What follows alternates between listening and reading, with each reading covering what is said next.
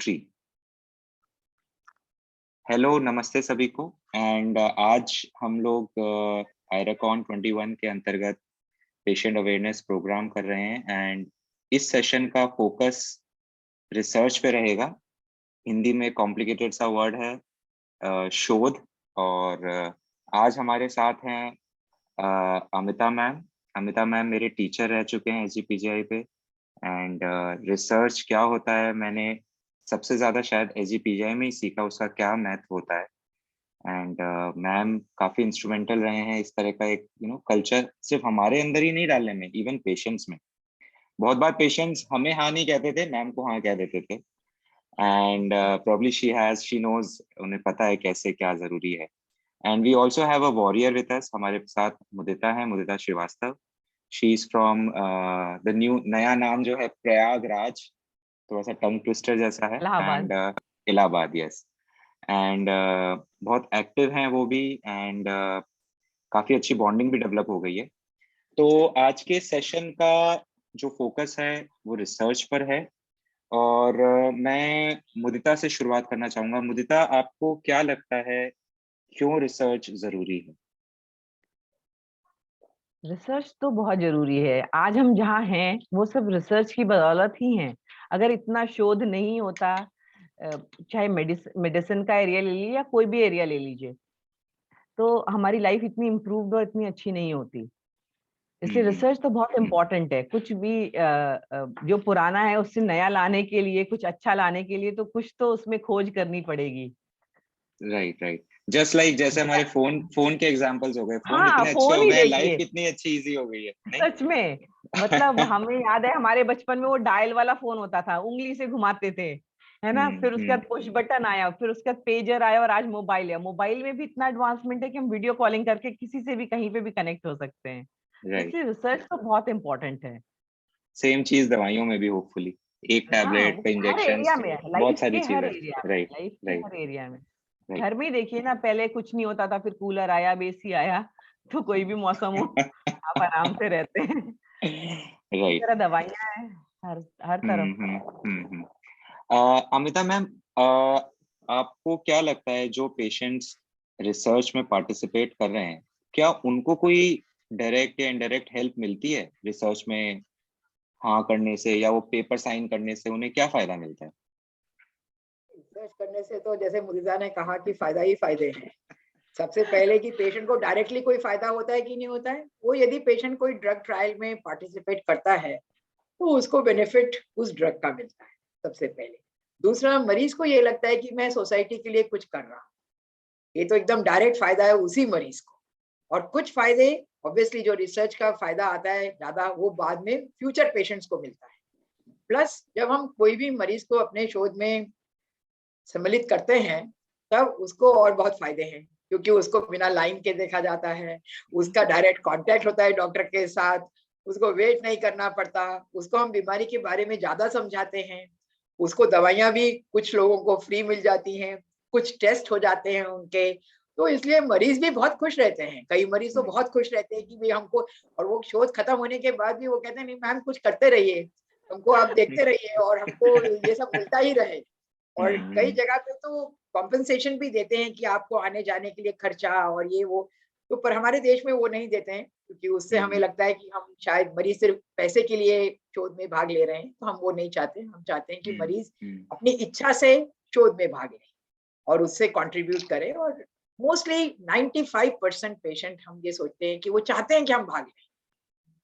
सिर्फ 5% मरीज होते हैं जिनकी अपनी मजबूरियां होती हैं और या उनको समझ नहीं आया, वही भाग नहीं हम्म। लेते, सभी भाग लेना चाहते हैं। हाँ, ये तो मैम आपने एकदम सही कहा। और शायद प्रॉब्ली अगर हम उन्हें अच्छे से इसका महत्व समझाएं तो ज्यादातर लोग हाँ कर ही देते हैं। और एक जो बॉन्ड डेवलप हो जाता है, that is the most important. और जो डायरेक्ट बेनिफिट बॉन्ड का है उसका तो कोई रिप्लेसमेंट या सब्स्टिट्यूट नहीं है। मुदिता, आपने कभी रिसर्च में पार्टिसिपेट किया, खुद से किया या आपको किसी ने अप्रोच किया? आपका क्या अनुभव था, उसके बारे में हमें बताएं। जी, जी। मैं एक्चुअली मुझे यहाँ पे एक बार बीमार हुई, तो काफ़ी दिन तक फ़ीवर आता रहा। फिर मुझे ऑटो इम्यून डिज़ीज़ डिटेक्ट हुई, तो फिर मैं एसजीपीजीआई गई और फिर वहाँ पे मैं अमिता मैम से मिली।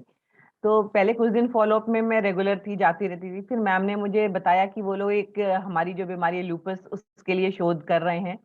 तो उन्होंने बोला कि हम आपको उसमें रजिस्टर कर रहे हैं। तो मुझे बहुत अच्छा लगा कि मैं किसी फ्यूचर फाइंडिंग के लिए एक सैंपल की तरह काम कर रही हूँ और कुछ सोसाइटी को कंट्रीब्यूट कर पाऊंगी, क्योंकि मुझे अच्छा लगता है कि मैं कुछ सोसाइटी के लिए कर पाऊँ।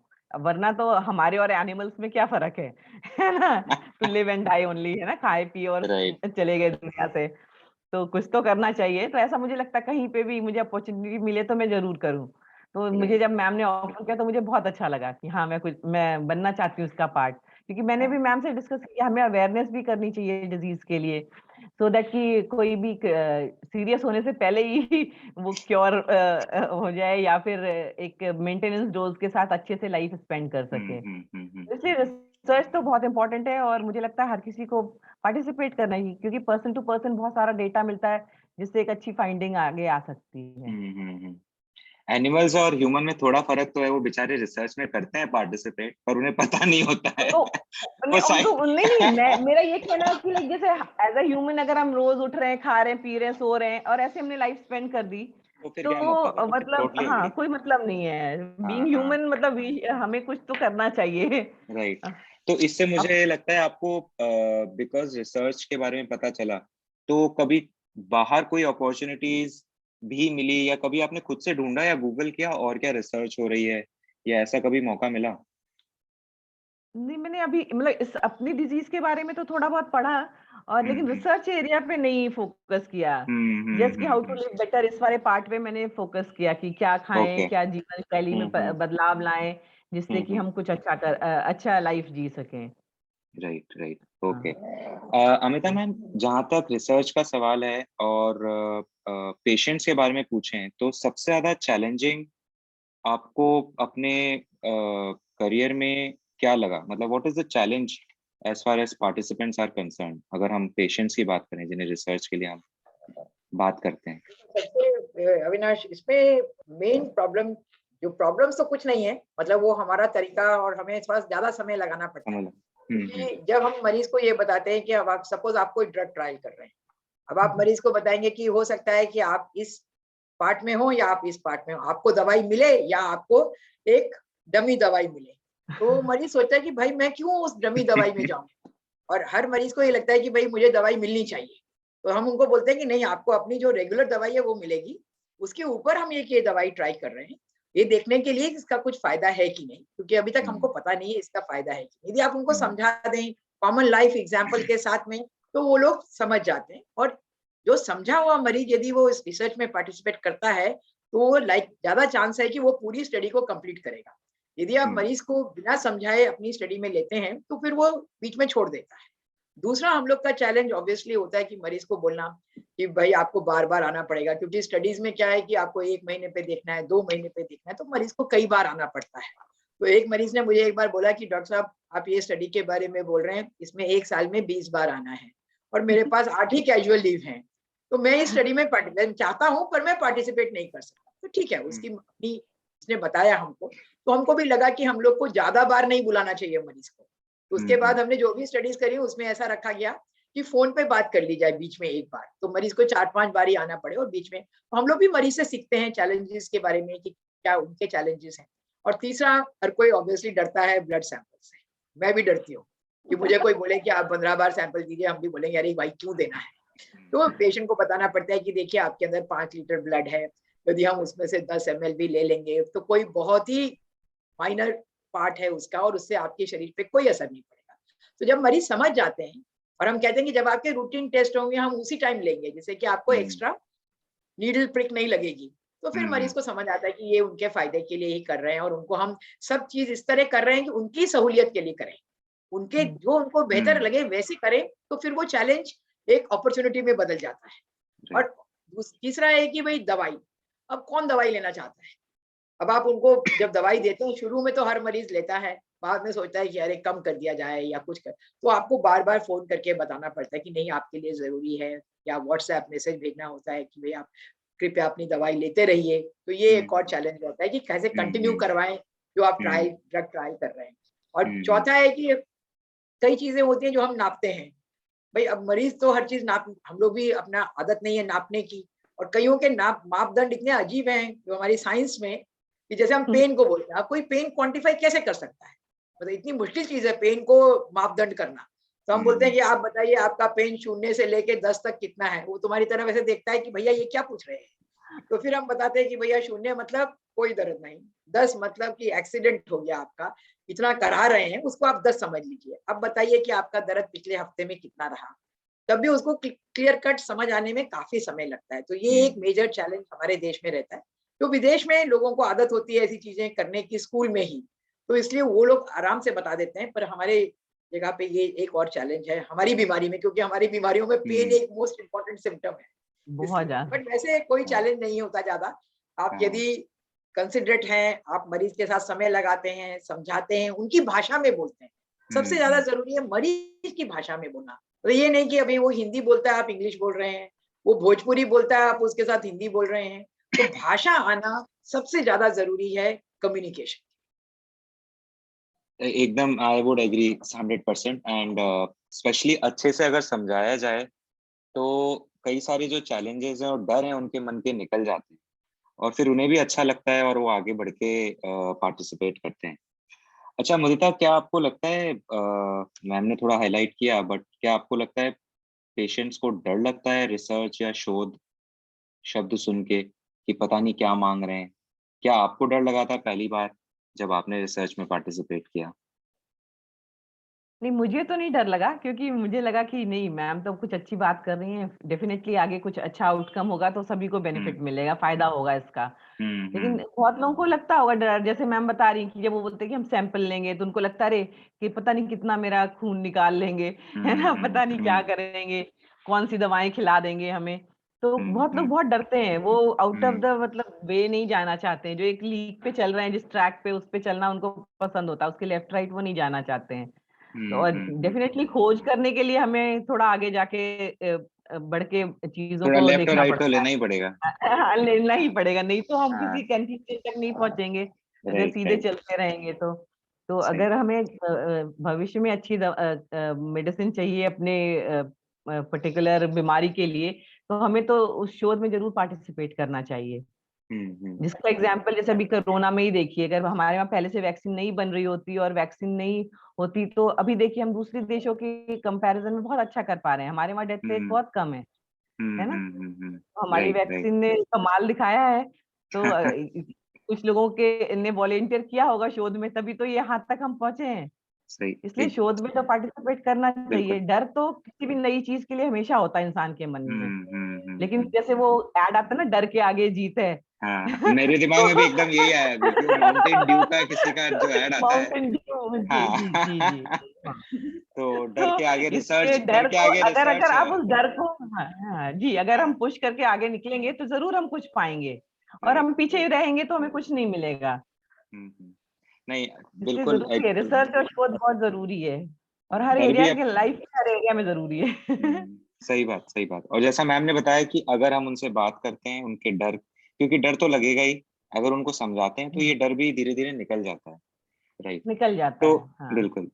तो इस सेशन के एक इम्पोर्टेंट और आखिरी सवाल अमिता मैम से पूछना चाहूंगा कि लूपस लें या कोई भी ऑटोइम्यून डिजीज लें, तो रिसर्च से क्या फायदा मिला है पिछले अगर 10 20 या 50 साल की बात करें? क्योंकि अगर पेशेंट ये समझता है कि इसका क्या फायदा होने वाला है, चाहे आज नहीं तो 10 साल बाद या 20 साल बाद, तो शायद वो भी रिसर्च के महत्व को और समझेगा। तो मैम आप बता सकते हैं क्या फायदा हुआ है लास्ट 10 20 या 50 सालों में? मतलब मैंने ही अपनी जिंदगी में, मेरे को ही 40 साल हो गए हैं मेडिसिन में, मुझे शायद ज्यादा ही हो गए हैं, 45 साल हो गए जब मैंने मेडिसिन ज्वाइन किया। और उस टाइम जो रूमेटॉइड आर्थराइटिस का ट्रीटमेंट था और जो अब है, उसमें जमीन आसमान का फर्क है। हम लोग की ओपीडी में व्हील चेयर्स होते थे, आजकल आपको व्हील चेयर देखने को नहीं मिलते हैं। बहुत कम मरीज रूमेटॉइड आर्थराइटिस के व्हील चेयर पर आएंगे, और बहुत सारे मरीजों में तो आपको यही पता नहीं चलता है कि उनको रूमेटॉइड आर्थराइटिस है, क्योंकि इतनी अच्छी दवाएं आ गई हैं। आपने सुना होगा एंटी टीएनएफ, अदर बायोलॉजिक्स या टैबलेट्स, मतलब वो पूरा रूमेटॉइड आर्थराइटिस तो चेंज ही हो गया है, मतलब हमारी अपनी जिंदगी में वो चेंज हो। और लूपस में भी, मतलब लूपस में हम जो पहले करते थे, मतलब पहले लोग कहते थे कि इतनी सर्वाइवल भी कम था, अब उसका सर्वाइवल इतना अच्छा हो गया है कि भाई जिंदगी के ऊपर असर लूपस का बहुत कम पड़ता है। अब अभी हम लूपस में थोड़ा पीछे हैं, और पर आशा करते हैं कि अगले 10-20 साल में ऐसी दवाएं आ जाएंगी। इस साल ही 2 नई दवाएं आई हैं लूपस में, इसमें से एक तो टैबलेट है जो कि बहुत जल्दी हमारे देश में मिलने लग जाएगी। तो शोध के कारण ही हम लोग जल्दी से कुछ नया ला पा रहे हैं, और इतनी क्रॉनिक बीमारियों में भी हम बेहतर कर रहे हैं। मतलब एक्यूट बीमारियां तो इन्फेक्शन में देखिए कितना फर्क हो गया। पहले जमाने में लोग निमोनिया से मर जाते थे, डायरिया से मर जाते थे। आजकल आपके पास इतनी अच्छी दवाएं हैं, यदि मरीज समय पर आ जाए तो बहुत अच्छा है। अभी हमारी मेन प्रॉब्लम्स है ओल्ड एज, मल्टीपल प्रॉब्लम्स। वो तो ऑब्वियसली क्योंकि इतने शोध के कारण हमारी लाइफ स्पैन इतना बढ़ गया है कि अब हमारी दूसरी तरह की प्रॉब्लम्स आ गई हैं। पर ऑटो इम्यून डिजीज में क्योंकि ये यंग लोगों को प्रभावित करती है, सोसाइटी के ऊपर बहुत बर्डन पड़ता है, तो हमारे ऊपर ये दायित्व है कि हमें कुछ रिसर्च करके इनके लिए दवाएं लानी है, क्योंकि ये जनरली यंग लेडीज को प्रभावित करती है, पूरी फैमिली पे असर पड़ता है। तो इसीलिए इसके ऊपर बहुत शोध हो रहा है, और अगले 20 साल बहुत अच्छे होने वाले हैं इस बीमारियों के लिए। तो मुझे तो आशा है कि हम तो रिटायर हो जाएंगे, पर और लोग जो करेंगे शोध अच्छा से अच्छा, तो इस बीमारियों का बहुत अच्छा इलाज होने वाला है, बहुत ही अच्छा। तो आगे फ्यूचर बहुत ब्राइट है। लाइक लूपस में देखिए हाइड्रोक्सी क्लोरोक्वीन, मतलब जो बच्चे के लिए पहले प्रेगनेंसी में देते नहीं थे, हम लोग बंद कर देते थे, जिस दिन प्रेगनेंसी हुआ बंद कर दिया और फ्लेयर हो जाता था। अब ये क्लियर दिखा दिया कि हाइड्रोक्सी क्लोरोक्वीन एकदम सेफ है प्रेगनेंसी में। आप यदि कंटिन्यू करें तो नंबर ऑफ फ्लेयर्स कम होते हैं, बेबी में कंप्लीट हार्ट ब्लॉक होने का चांस काफी कम हो जाता है। तो ये सब शोध के कारण ही आया है, और उससे पेशेंट्स को कितना फायदा हुआ है। बिल्कुल, यस मैम। तो शोध से आप लोगों ने सुना कितने फायदे हैं, अपने डर को निकालें। और सिर्फ बल्कि मैं तो कई बार पेशेंट्स को ये भी कहता हूँ कि अगर आप ऊपर कुंडली में 80-90 साल लिखवा के आए हैं, तो हमारी कोशिश रहती है आप उतना जिए। पर वो कैसे संभव है? वो ऐसे ही संभव है कि रिसर्च की वजह से आज ही हम कह पा रहे हैं, शायद 20 साल पहले ये नहीं कह पाते। और सिर्फ यही नहीं, बहुत बार पेशेंट्स हमसे पूछेंगे कि मेरे बच्चों में बीमारी आएगी क्या, क्या चांसेस हैं? तो इस पहले हम इसका जवाब नहीं दे पाते थे ढंग से, अब हमें रिसर्च से पता है कि किसमें कितना % चांस है। तो अगर हम ये चीजें भी सोचें तो हमारे मन के डर भी दूर होते हैं रिसर्च से। और इससे मुझे ये भी लगता है कि हमें खुद को भी कुछ ऐसे प्लेटफॉर्म या वेबसाइट पे कुछ ऐसे पेजेस बनाने चाहिए जिसमें रिसर्च का महत्व समझाया जा सके, लोग जाके पढ़ें और समझें कि क्या से क्या हो गया है, तो उससे खुद से वो आगे बढ़कर आएंगे।